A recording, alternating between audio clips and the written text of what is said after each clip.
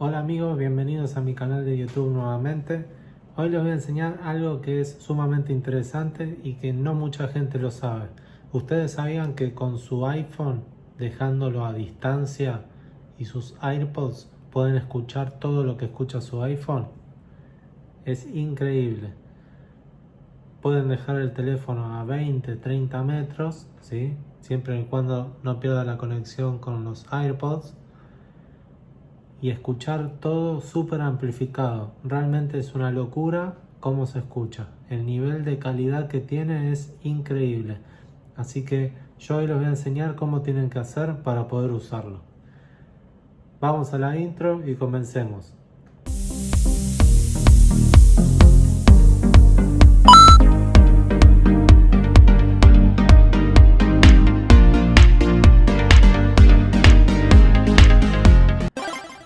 Vamos a necesitar unos AirPods y el iPhone.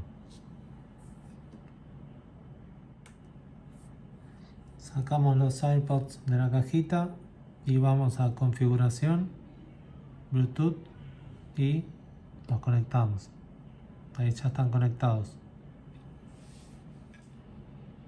Ahora vamos a configuración,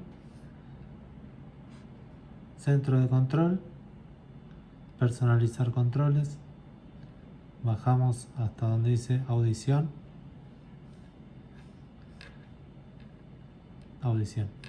volvemos atrás,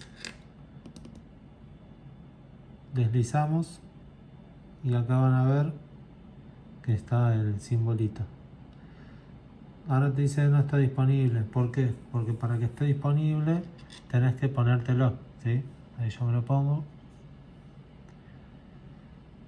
¿Ven? Y ahí le dice escucha en vivo, ponen sí. Ahí se está escuchando.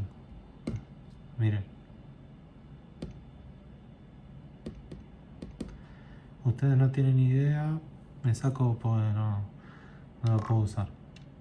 No tienen idea cómo se escucha. Es increíble. Así que bueno.